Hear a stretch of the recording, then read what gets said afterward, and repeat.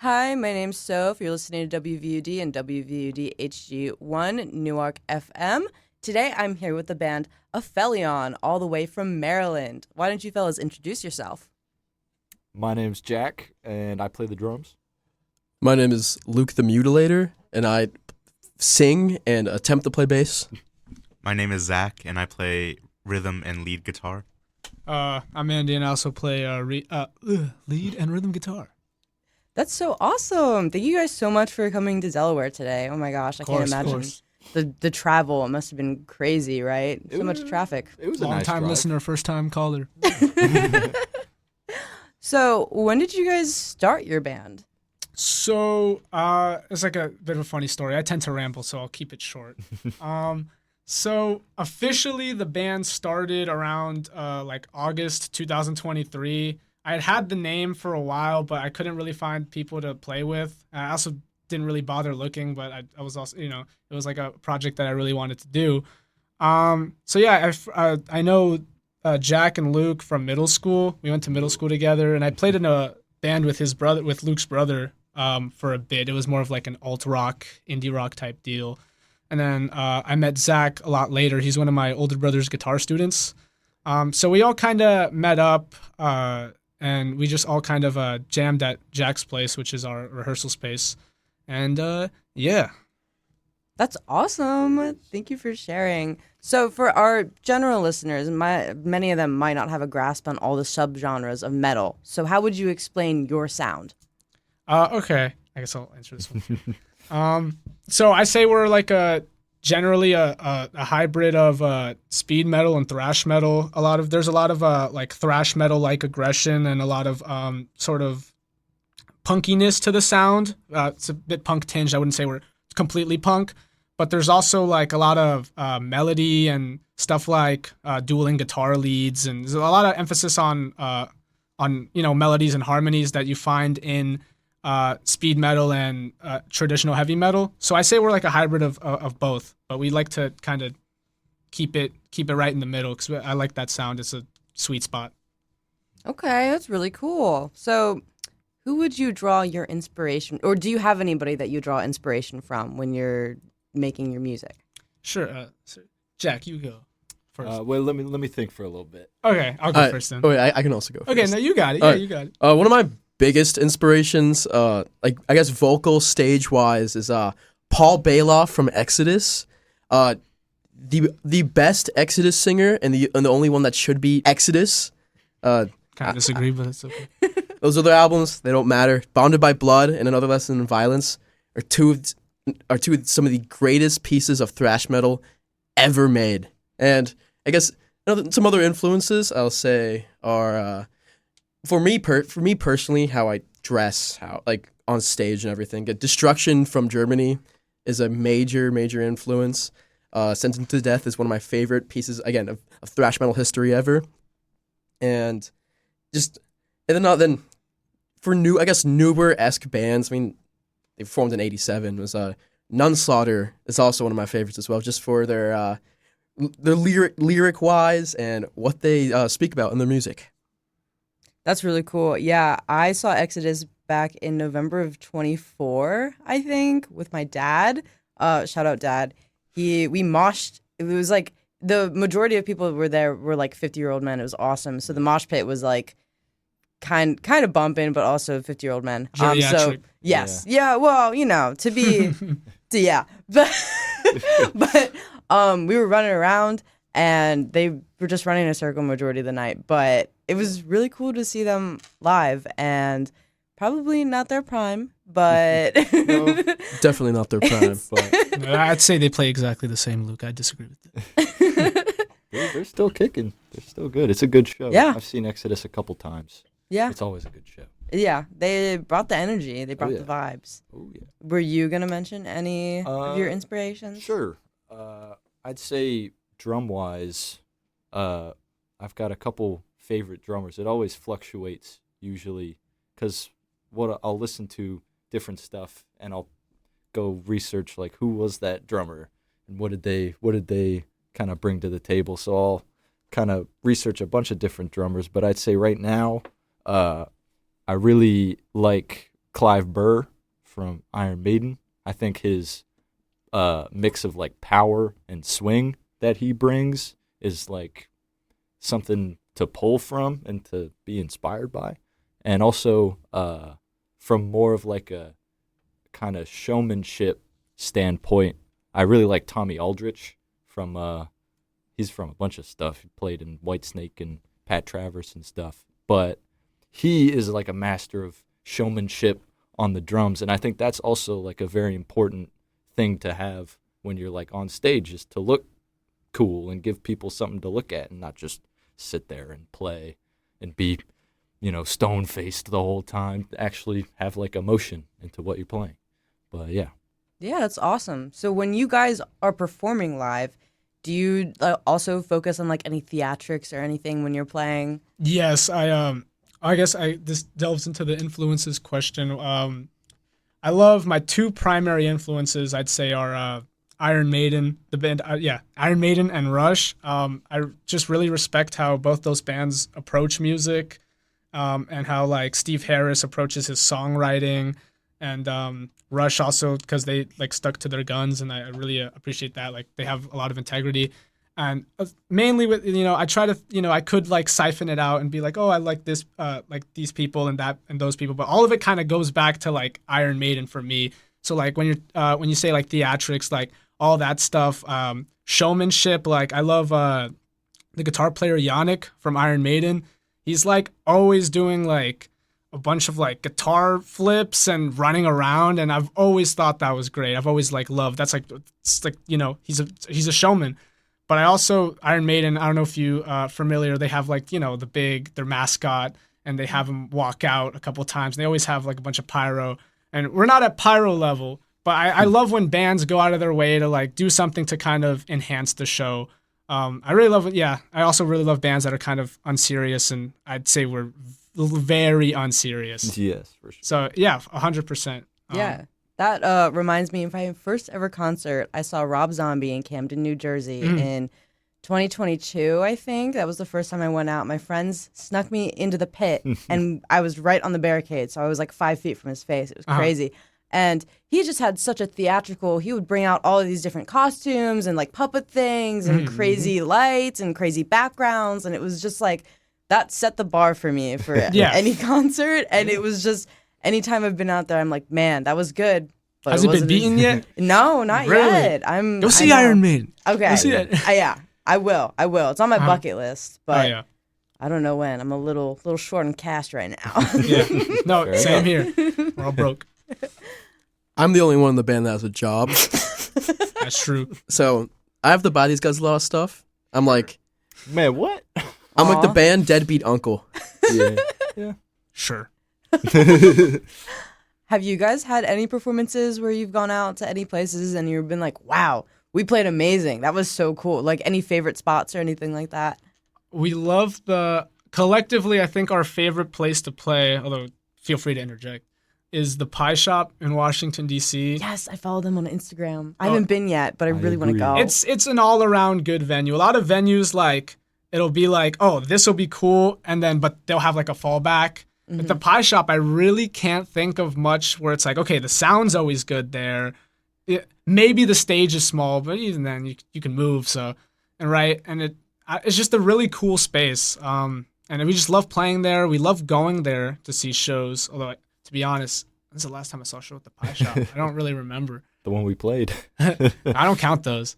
But yeah, so I'd love to kind of mention the Pie Shop because they're really good people. They're good to us, and they're good to everyone that comes through there. What's your favorite pie flavor from there?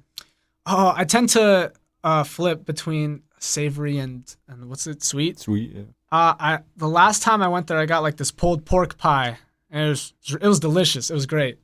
Oh yeah! Wow, sounds really good. It's awesome. So tell me, I know you guys have an album out right now on Spotify, right? Tell me about that. Yeah, so it's an EP of songs, 5 songs, which are basically like I like it because it kind of marks like I like to think in like eras, I just kind of think of like my life in that way. So for me, it's a bookend of like our first sort of like era, like our first 2 years. All of those songs were composed within like the first year, within the first year or two of us like playing together, and some of those songs really show that. So it's, you know, 5 songs, 5, you know, 17, 18-year-old kids that they put together and sort of refined. We went into the studio for that. We had like a really good situation. We have a buddy that works at the Fillmore, and he has like a basement studio. So he kind of invited us, and it was really funny because I don't think he knew what he was getting himself into, because we took forever to record that thing. By the end of it, we were all just totally exhausted. But I mean, I think it sounds nice. Granted, I'm not listening to those songs ever again. I've heard them plenty of times. So, but yeah, you know, I think it's a nice little package. And anybody that's listened to it has said good things about it. But granted, like if I think something is bad, I won't say it to anybody's face. So, you know, maybe it's terrible. Maybe I don't know. But yeah, that's sort of my take on it. But these guys also had like a, you know, an experience throughout this whole thing.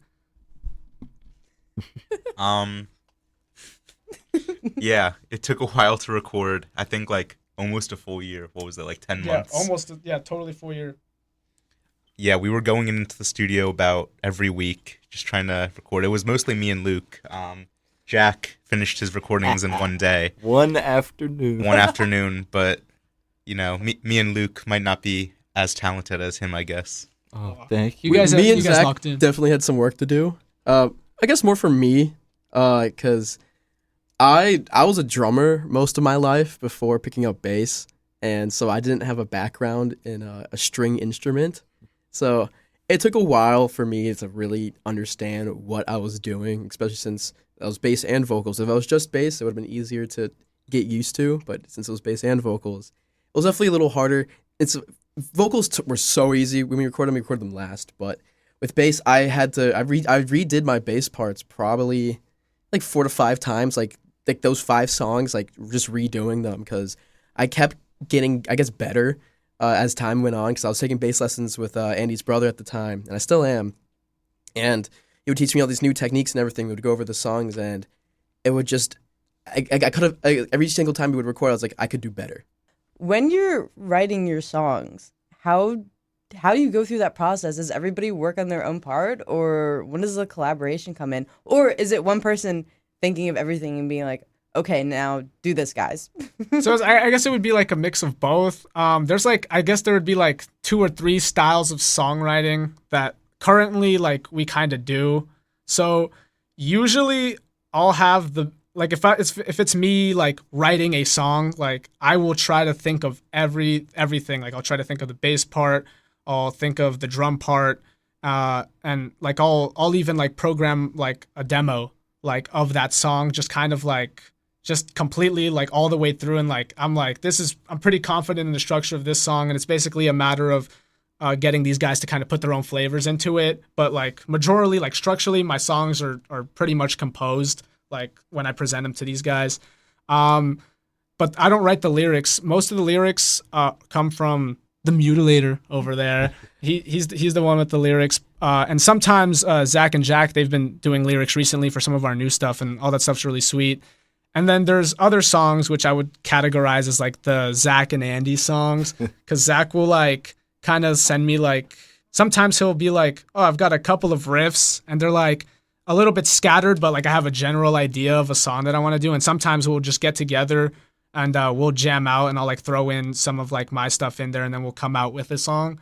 And what else? I mean, other than that, I think that's how we usually do stuff. Recently, me and Luke have been hanging out a lot more. So me and him he'll like give me his lyric ideas, and I'll be like, okay, let's try to like write a song. Although whenever I gotta get really good at like collaborating, because most of the time like I know what I want a song to sound like, and like I'll like lock myself in my room until like I get a song right, or I won't even record parts. Like some people like will go into voice memos and they'll like record a riff.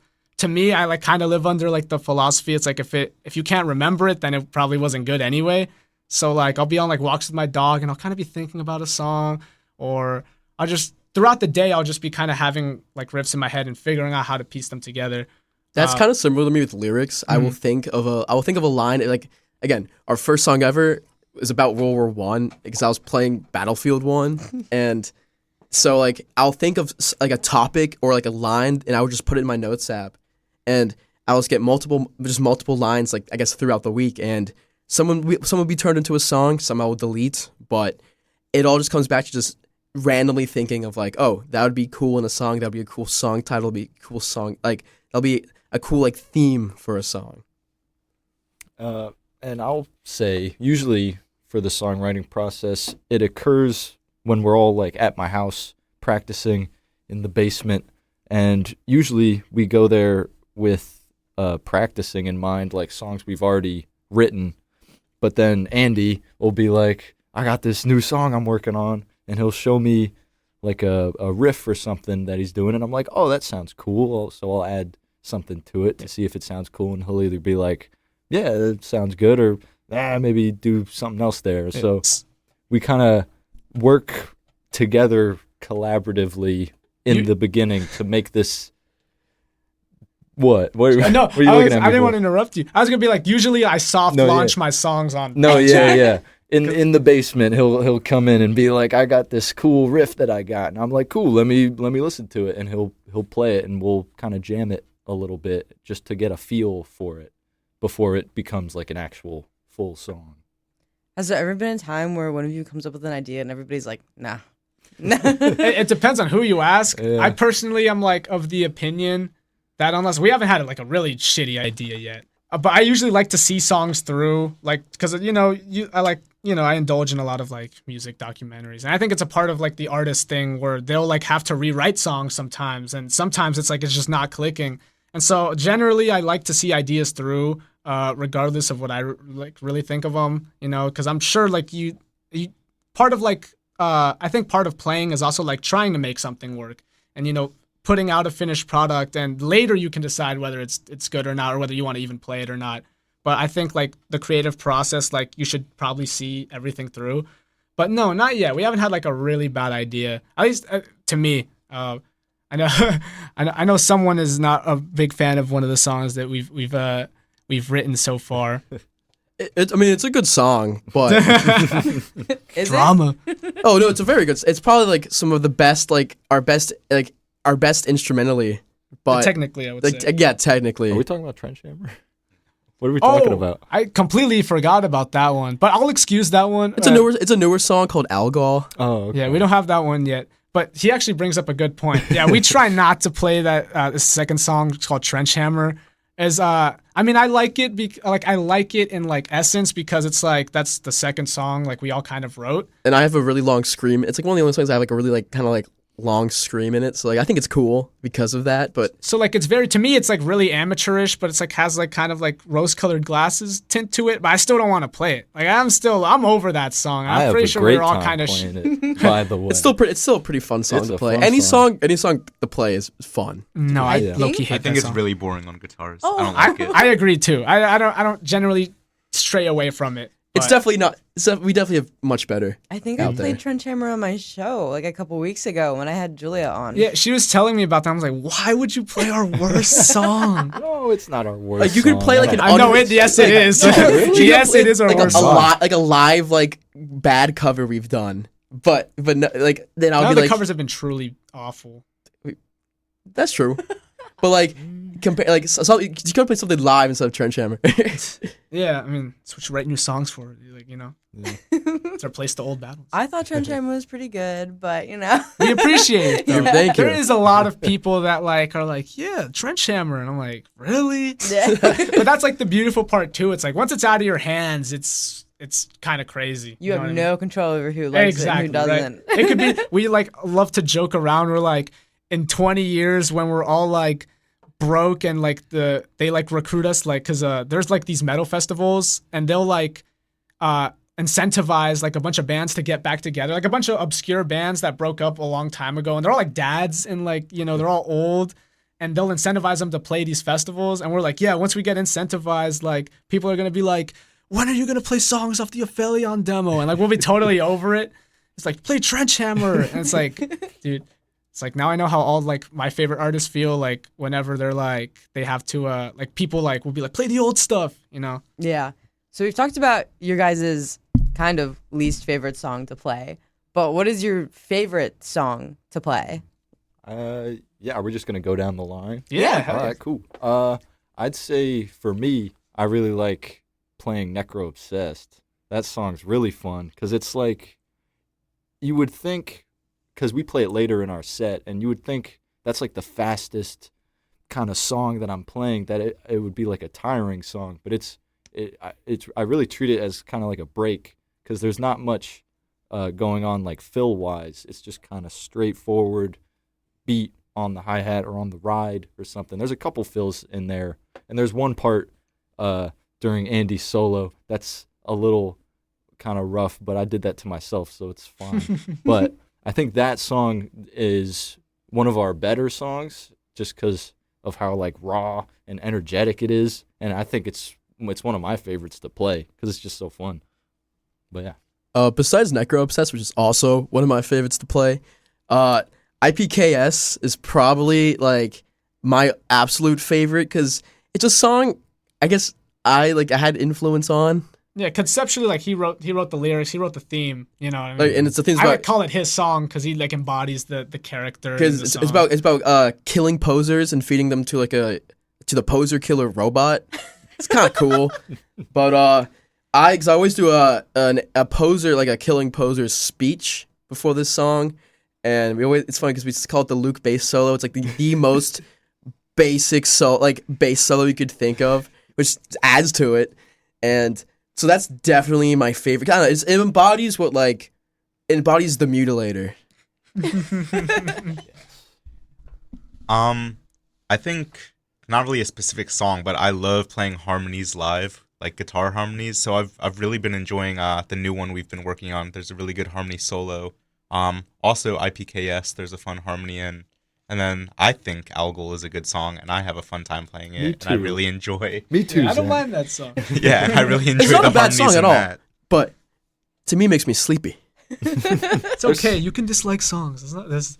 For me, what's my favorite song to play? Usually, because we do like a cover in our set, so I usually love playing those because those kind of like take my mind off of like actually trying to like nail our songs.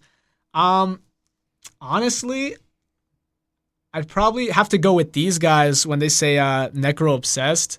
That song, that like I generally wasn't confident. That's like one I kind of brought in. It's like kind of like a campy horror song about like necrophilia, right? And it's kind of just, kind of a tongue-in-cheek sort of song, but it's like I'd say it's like our punkiest song because it's very like I haven't played like D beats on it.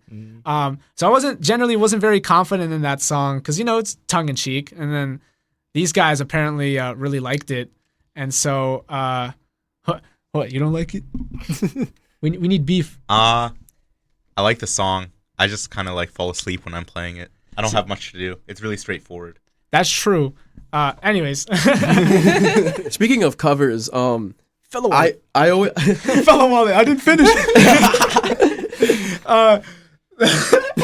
Sorry. So yeah, but that one, when we like play that one, because I take a lead vocal on that one, and he does the chorus. It's like kind of like a trade back thing. It's really fun. That one, the audience seems to really, really dig. It's like we'll do our whole like there'll be like a monologue, and then it's like the moment you say like, it's like pretty explicit, but you say something about having your way with dead bodies, and then everyone's like, yeah, right? It's like the song starts, and I think it is currently our like fastest song. So then, dude, all hell breaks loose. It's great. And then like I've had like one or two people be like, "Oh, I love that Necro Obsessed song," and so it's kind of really interesting. I wasn't that confident in that song, but it seems like people really like it, and I embrace like its tongue-in-cheek nature. Are you gonna say Mutilator? Speaking of covers, it's always fun playing covers. It's a little scary to me because I'm not great at remembering lyrics, but that's I know that. that adds to the fun of it though. He's gotten better though. I've gotten better. It's hard remembering lyrics and remembering the bass part. For the first few shows, he would just go, there was no words. That is true. That is very But true. it did work out. Yeah. And it's because it's cool because we all like choose like a good song we like either it's a song like either it's a song from an album we listened to recently, or it could be classic rock, it could be It could be like evil satanic death metal. It can be like a just regular thrash song. It's any cover we do. I always have a lot of fun playing. Yeah, it's fun with covers because really, you would think like a thrash speed metal band would cover songs by like thrash and speed metal artists, but we like to just kind of cover whatever songs at the time we're like, this is a sick song. You guys want to like cover it? And, like, yeah, cool. To be fair, I'll contend with you on that because what would you say our farthest cover song Well, is like from the genre? I mean, like, obviously we're not gonna play like Megadeth covered we're not gonna Sweat, so play I like wouldn't a Beatles song or something, That's but true. it's gonna be in the realm of metal. It's but mainly classic. yeah, it I'll doesn't say have that. to be speed or thrash. It can be That's like true. heavy metal. I guess Green Man Alicia. Yeah, but we was did the like- Judas Priest version. of Yeah, that it's one. true. But still, Judas Priest ain't speed or thrash. Well, you can Well, argue. no, There's a yes. couple. There's a couple. Yes, there you know. is. But, But the I guess point still still, stands. Maybe you know. maybe Sailing On. Well, we never got to we do never that got to one. do that one, technically, but that, I would still say that's like hardcore punk. Like, Yeah. We would almost done Saint Vitus, and that's doom metal. that song's a heavy metal song. But I would say it's under this, Yeah. general musical palette. But you know what I mean? How it's like, you would think we'd cover like thrash, but Sure. we really rarely cover a thrash song. Yeah, I just wanted to Tupac Biggie this. I wanted to contend your point. Yeah, we're not playing like Rolling Stones or something. But We could though. We could. that'd be kind of cool. I don't like the Rolling Stones though, so but I whatever. do. Anyway, what was the question? So-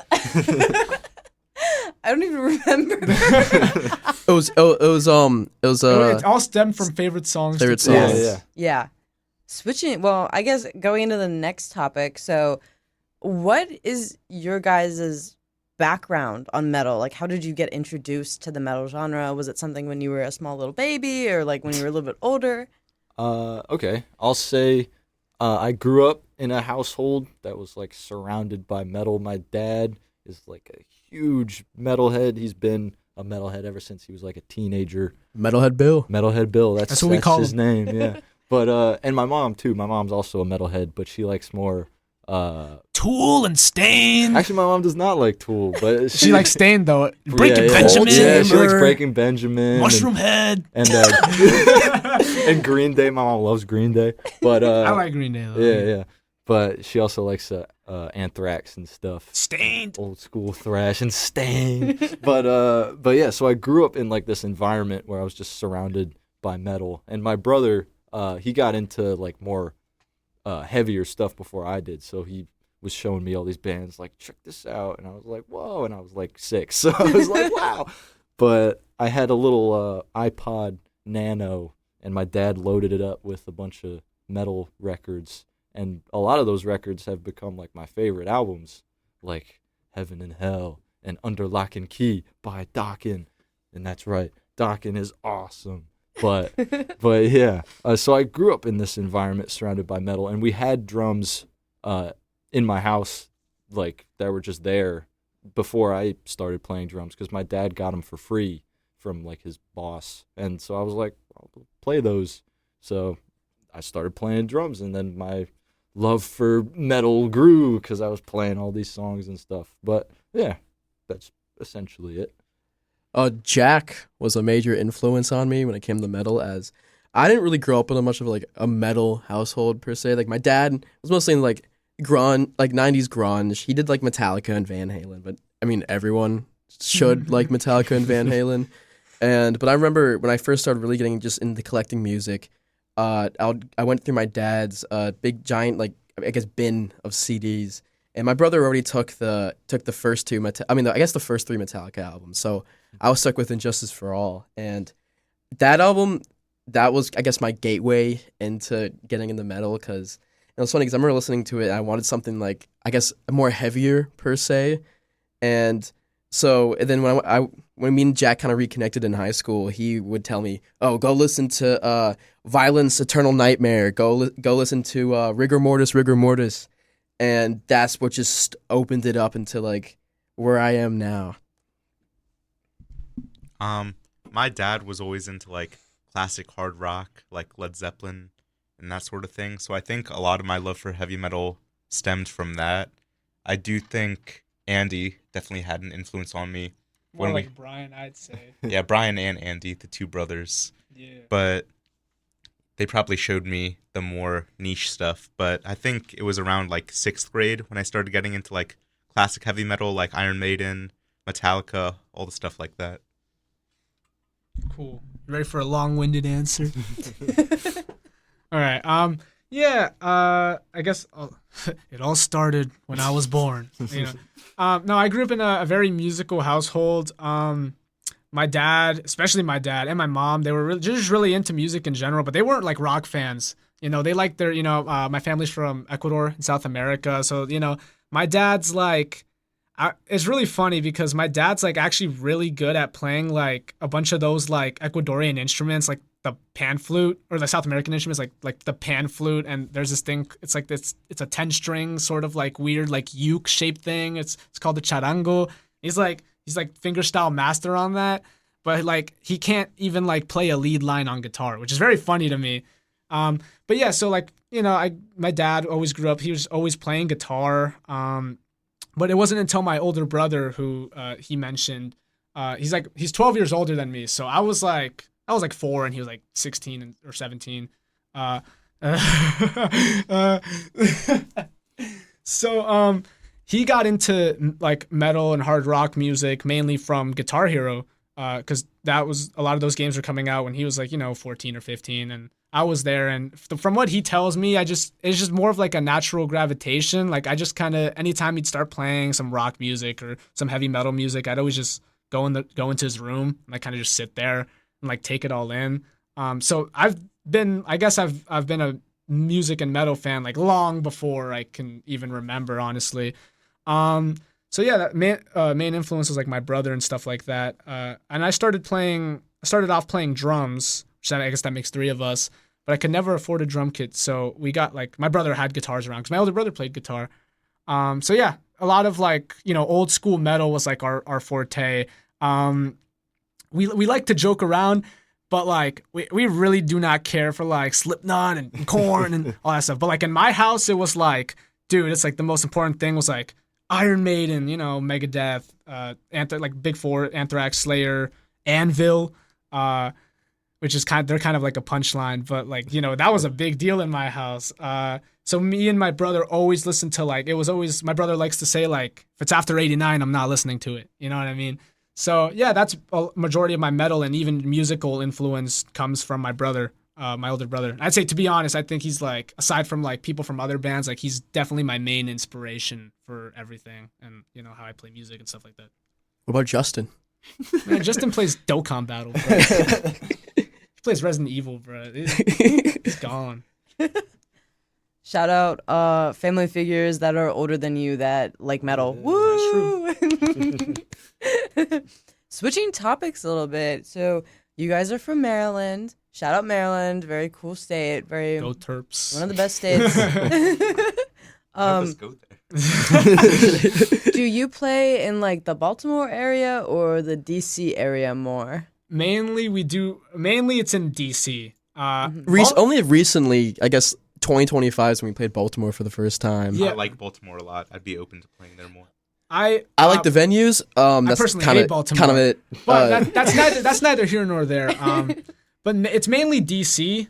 Baltimore is kind of like its own no man's land. They have their own everything, so they're kind of like detached. Like they might as well be like a different state. They're different, but they have their own scenes. But mainly it's mainly played DC venues, and geographically we're a lot closer to DC, which is very cool because I grew up like growing up I would go to DC a lot because my dad worked there and he still does. So it's cool, kind of like playing in places where I would have driven past when I was little. That is really cool.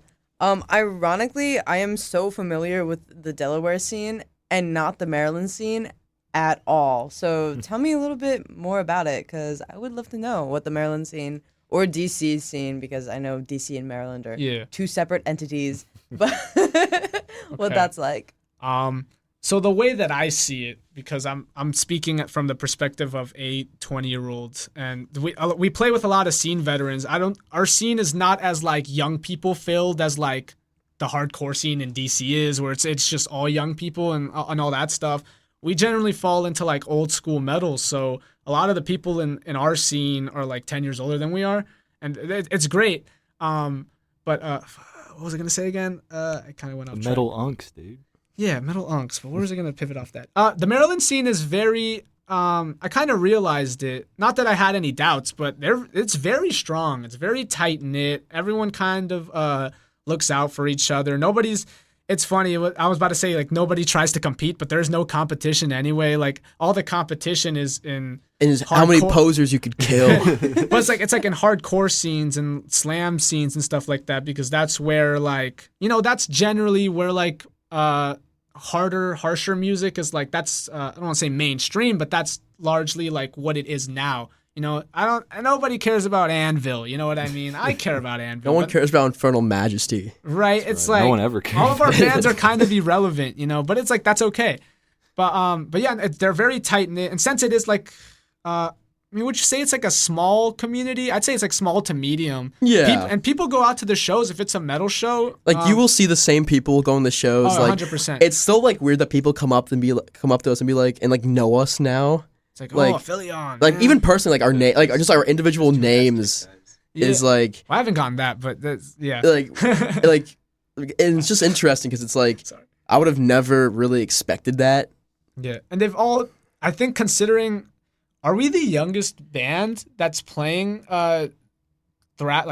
speed thrash metal? Yeah, I think so. Like I think we are, and.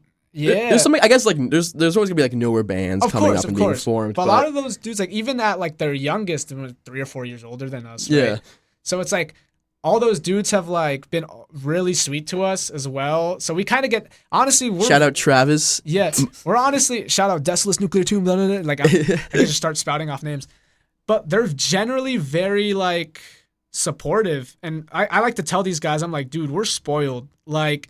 We don't like a lot of people have to like ask for shows and be like beg for like shows like to play shows, but we're we'll just get an offer. Like our first year we played with, you probably don't care, but Morbid Saint, which is yeah, you wouldn't get them. They're niche. Yeah, they're pretty underground. That is pretty crazy. Which is a very cool band to us. Yeah, and and like.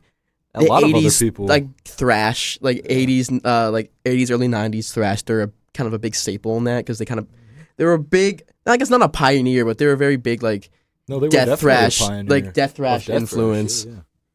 But yeah, no, very nice people, and like I would say, it's like it has like a big brother energy because we are the youngest people in our scene at any given time. That's like in a band, So it's very nice. We're very pampered. We're spoiled, and we are grateful. So you guys definitely play with like all different bands. What's your favorite like lineup that you've played with so far? Ooh, okay. I would say the Morbid Saint show. I mean, that was like a dream come true for like a kid who's just like, I'm gonna join a band. I would love to play with like all these bands I like because I've been listening to Morbid Saint for a while and I was just a fan of these guys. But to actually be on a bill and play with them like equals, it was kind of crazy in my head. But I will say, though, that show was probably one of my worst ever performances because I was, very sick. It, all hit me as I was, stepping on and playing, and it was such a slog just to get through them. It was really funny because, I'm, hyper aware of, how these guys play their instruments because that's just, how my brain's wired. So, the song is, 20 BPM slower. And I'm like, what the? Yeah. I'm, kind of looking at him. I didn't know he was sick. I didn't know this until, months after. I was like, why are you playing so slow? I physically couldn't push my body to go any faster. And then, towards the end of the set, I think the snare came off of the, I forgot the about drum. that. So it starts sounding like boom, boom, boom, boom. And I'm like, Saint Anger, that show bro? was just nerve-wracking, too. Yeah, for sure. Yeah, that was our fifth show, and that was a really big deal to us. And I'll say also the Desolate album release show was probably one of my favorite lineups because again, it was a homie fest, but they weren't our good homies at the time. We just kind of met them, but looking back, I was like, that was the homie, all of our good, all of our metal unks, metal aunts, all there playing. So, but recently, it's actually there's a lot of awesome shows we played recently, but the Savage Master one was very cool. I think that's still our best show to date. Yep, and my bass string broke. Yeah, it was. But it was Aura though. Sorry, I've like interjected these stories because they're so funny to me. So I'm like I said, I'm like hyper aware, right? So I'm like playing guitar. It's during the song, and then I see this guy Luke's like bass string just pop out, and I'm like, cause like It was for the me, E string. it's like I'm not a seasoned musician, but like I kind of know how to deal with like a busted string. Well, I guess I don't know, if judging by one of our shows. Well, no, I was going to get the extra guitar, but I'm definitely not seasoned at all. But I was like, oh, I hope like Luke doesn't like trip over any cables or anything trying to take this thing off, because he has like this whole freaking body armor like on him because that's his like his stage wear. And so, but then like I looked at him, and then the other second, then he like totally assumed like frontman role. And that was like really killer. Like I really dug that. Like I started just that was the busting out best laughing. vocally like I've ever done. And I still love bass, so I'm still gonna continue playing bass unless my hands get cut off or something. But it was just, I don't know, it was very cool. And like I remember my dad burned a bunch of like live versions of it, so it was always cool. Like, and like I think that was the one we handed out. Like, but like around like October, I think October last year. I guess like a little like preparation teaser for the I guess for the EP demo in a way. I handed out. We sent our friend Mark Mueller to hand out. Shout out Mark Mueller. to hand out a bunch of like just like CDs my dad burned, and just handed out to random people. It's just cool because it was that show. I really like that show too. I really liked when we played with Deceptor at the Simple Bar. That was a fun good show. time. And we played with them in North Carolina as We well. did play with them in North Carolina. That was also fun. That was so hot. I melted on stage. Oh, it was It was brutal. I miserable. was about to pass up. But it was awesome. It was awesome. We played Seek and Destroy. That Deceptor true. show I that he's forgot about talking about, that would have been December 28th, 2024. That one was a particularly good one because we had just I mean, I think we played decently most of the time, but I think we've only really played 2 bad shows, and we've only done 29 so far. So, but I'm telling you, like I'm hypercritical. So, but those shows I would call like not good. So we had just played a show the month before at the same venue at this place called the Simple Bar, and it was terrible, man. It was awful. Like I guess we all had our own like sort of like things that led to that. Yep. Like, man, whatever. I don't care, man. I walked off. I felt like crying, bro. It was that bad. I was so fed up because I was like, no, that was terrible. And so that lingering like, oh, you suckedness like followed us. Like at least for me, like it followed me all the way. Like because we thought that was gonna be our last show of the year, so we're like, oh, we did not end the year on a high note. You know what I mean? And then we got an offer to play that show like last minute. It's the 28th, so it was like 3 days before New Year's. The day after my birthday. Yeah, right. So we got up there, and I was like, generally like now it's like shows are still unpredictable, but like back then that was like our sixth or seventh show. So I was like. I was like actually like I don't know, man. I thought we were great and we did terrible last time, so I don't even know what to expect. But we were on our A game, and the audience, that was one of our fiercest audiences, if I'm remembering correctly. It was like a Saturday and it was packed. Yeah, it really was. it It was winter break. It was really sweet. Now I guess my favorite show, I don't know. I liked. Our best show was definitely what he mentioned was Savage Master, but I'd still say like the Desolate show, the first one we played at the pie shop, is like a highlight. It was extremely nerve-wracking, but like I was kind of like ready to go out and play. You know what I mean? I had been like, in my room for like at that point, it was like 8 or 9 years, just like playing guitar to like nobody, like to my dog, or just like I was just playing to nothing. I would quite literally hold fake shows in my room, like to myself. I had a Bluetooth speaker and I'd crank the amp all the way up and I'd like do the moves and everything. So even though I was like extremely nervous, I was ready to kind of like be like, playing on an actual stage and playing in front of people that might care, So I was like, basically I was training my whole life for that moment, and I still did, not good.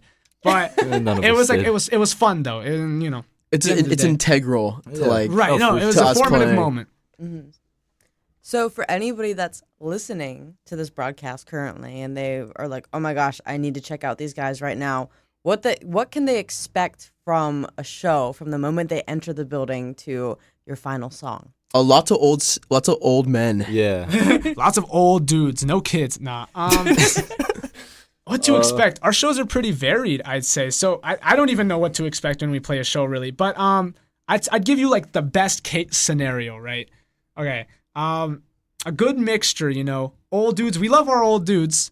We love our young bucks too. We love people that are our age as well. And Young bucks. Yeah. Right. So, what to expect? Expect fierce pits because the DMV throws down. They throw down. Expect a bunch of talk about killing posers. Killing posers and Satan. Yeah. Satan. That's a big And that's a big one for me. And expect a lot of mess ups. Although you probably like, you know, I'll play the crappiest. I'm allowed to say crappiest. Yes. I'll play the crappiest show ever, and then some dude will come up and be like, "Dude, you guys were awesome." And I'll be like, so nobody notices, but I mean, obviously, I still love to try. I noticed. Yeah, no, right. We notice, but they don't. So expect a lot of like mess ups, and there's a lot of like spontaneity, maybe. Yeah. Because we like to.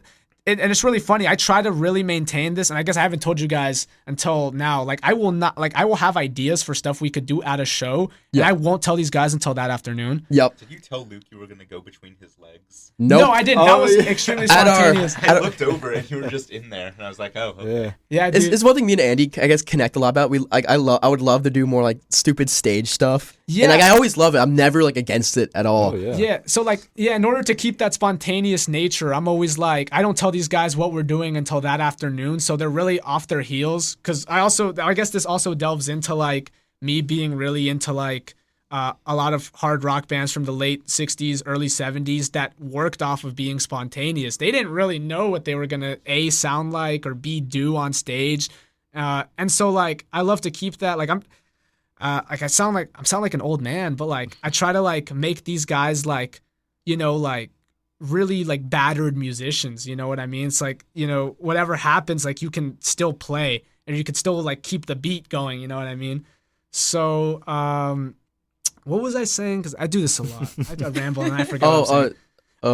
Spontaneous nature. Spontaneous. Yeah. So I expect stupid stuff that might not even be planned out even till that minute.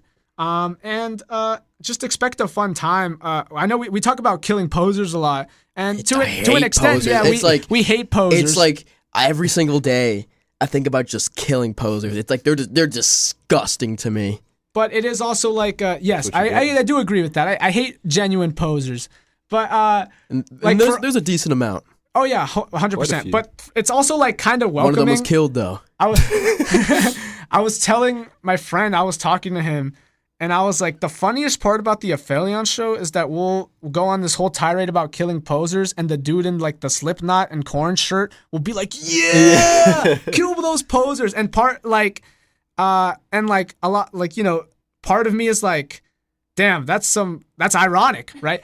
But then also part of me is like, oh, I'm glad he can raise his hand up and say kill posers, you know what I mean? And I just like it. It's fun. It's to rile people up as well, you know. So expect a lot of fun. What is a poser to you guys? For those at home, who are unfamiliar. Luke's got a lot to say. I generally have a more nuanced take on what it is. Posers are people who think they can be into this music without actually trying to be into it. People who don't buy any physical media or don't even try to. It's just I'm getting so angry just thinking about it. It's like people who think Satan's scary, or who think what we talk about is scary or bad, and just people who think like who do this just as a performative way to be like, oh yeah, I listen to metal. Oh yeah, you don't listen to the metal I listen to. I forgot more metal than you know. And yeah, that's like the general consensus where I think of a poser. Again, it could be that person with the Slipknot shirt, but if you're nice to me, I'm nice to you back. We could talk about video games or something, but I won't talk to you. I won't talk to you about music. But it's just, I feel like recently now with social media and stuff, there's definitely a lot more posers out there. And if you're listening to this and you're like, this guy's being mean. That means you're a poser. That means you're a poser. Give it away. I don't want them to be in the scene, but they do sometimes buy tickets. So Thanks for the money, though. We like, appreciate thanks for the that. money. We I like appreciate that. I appreciate Yeah. that, but I'd never want to see you again. And if I see you in an Aphellion show and you're a poser, expect to be We're killed. gonna break your Break your legs. knee, We're bro. gonna break your kneecap. Yeah, what he said essentially.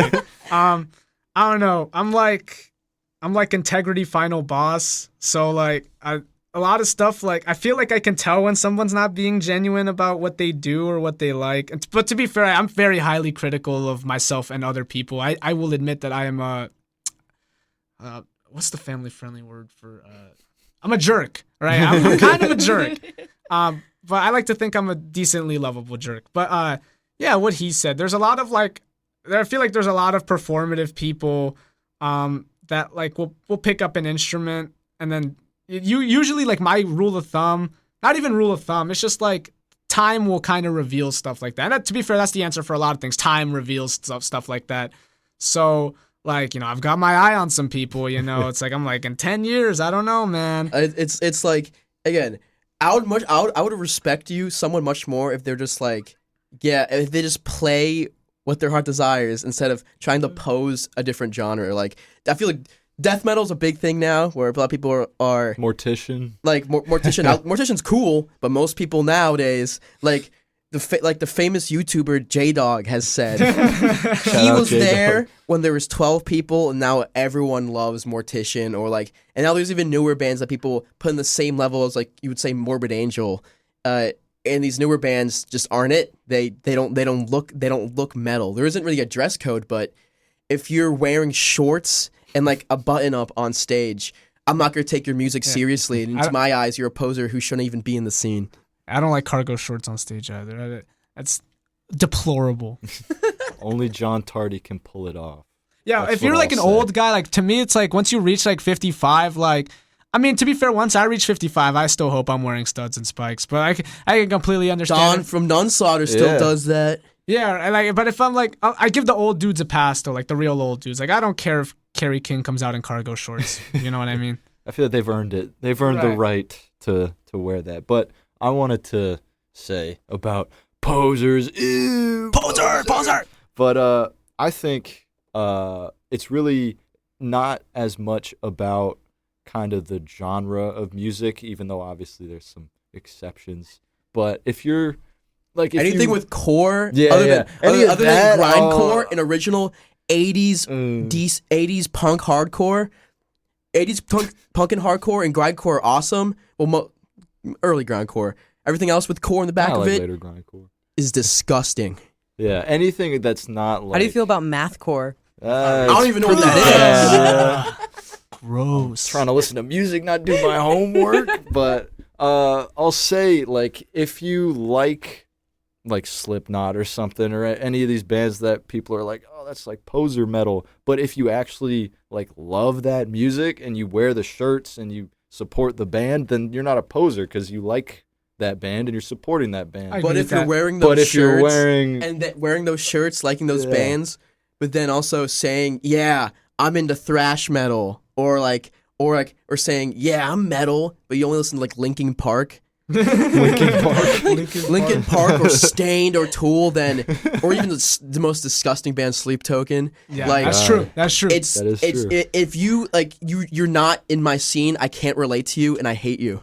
Yeah. I mean, to be fair, I'll take all the hits. Like, I dig a couple of Slipknot songs. Again, I grew up with I Linkin like Park. Linkin Park. Like, Some Linkin Park songs, not all that shit. but that's not metal. That's not metal. That's not what I play. It's not what I'm into. That is true. I agree with that. being a poser is essentially pretending you're something you're not, which if you're pretending that, oh, I love Morbid Angel or all these bands, but you're wearing a Slipknot shirt, man, get out of here. That's fake. But if you love Slipknot and you're wearing a Slipknot shirt, you got a Slipknot And you have the tattoo or records. something, you got the records, Yeah, then it's like you're not a poser. then that's just more. It's the more self-respect- respect. You like respecting- bad music, but you're not a poser. Exactly. The self-respecting Slipknot fan will always be more true than the cosplaying Morbid Angel guy. Amen. And the only good Morbid Angel albums are Abominations of Desolation and Altars of Madness and the Thy Kingdom Come demo. Anything after that, lame. You're lame. We love Trey Asgoth here. Zach, I hate Morbid Angel. what's your Morbid take Angel's on posers. You've been quiet about the I've poser been playing subject. Block Blast. Stop, because Julia was playing Block Blast during my show. It's a fun game. I don't like posers either. Nice. He likes Magic the Gathering. Though. I That's love true. Magic the Gathering. It's funny. We all have a role. It's like I'm the rambler, so I'll go on about a bunch of unnecessary crap. Luke's the character. Jack's the chill guy, and he's just said it straight. He's direct. You know? That's right. He won't ramble. Zach's the autistic guy. I mean, so am I as well. I mean, aren't we all? They are diagnosed. But that's true. That is true. I'm adding credibility. That's Yeah, in my I medical believe documents. No, it's real. Pull it out. Pull it out. Pull up the Give me your document. certificate right now. Somewhere. Somewhere. All right, we gotta wrap up, but Wow. thank you guys so much for coming all the way to Delaware. Of course. Delaware, but Hey, Delaware has a lot of Wawa, which is pretty cool. Shout Yeah. outs to Fellow Wallet. Shout out to Fellow Wallet. Shout out J-Dog. Shout out Justin Horville from Hell's Headbangers. He has no idea who we are, but He is one of my favorite people on this earth.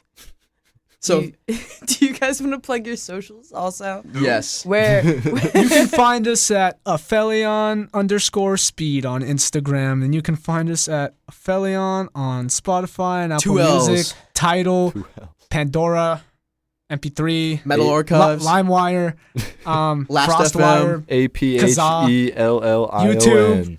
That is only listen- APHELLION. Only listen if you ain't a poser. Yeah. Because if you find out you're listening to this and you're a poser, We're gonna find you. we're gonna find you. We're gonna get you. We're gonna get you. O'Reilly.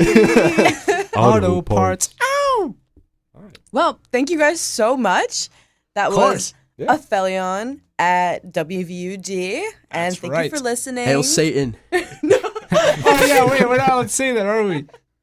But yeah, thank you guys so much. Of course. It was great to have you on the show. We'll be back. Thank you. and yeah, we'll see you in the fall, hopefully. thank you, yeah. Listen to Soph's Corner, Monday Monday 3 to 4. Monday 3 to 4. That's right. Listen for more Tool and Stain. You were playing Tool the other Sleep day. till- Did Julia tell you about that? Where I was like, get Tool on, get this Tool Yeah, off and I me. went on my show because it I was like happening in live time, and I went, Oh. this is for my Tool hater. No, I was listening up until about like the mid 46 and 2, and I was like, I don't know, I can't listen to this. And then I tuned in back at like the last 5 minutes or something, and I was like, oh crap, like I missed half the show. I like Tool. You- Shout you- out Danny Carey. He rips it up. You've got a good radio host, WVUD Delaware. Were you reading off Yeah. the mic? Treat her right. Yeah. Give her free. Give her money. Give her Give her Chick-fil-A.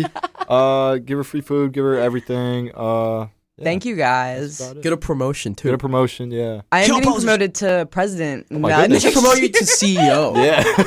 Yeah. Dude. Sirius XM is awaiting you. That's right. Duh. 91.3 WVUD. Signing out. Goodbye.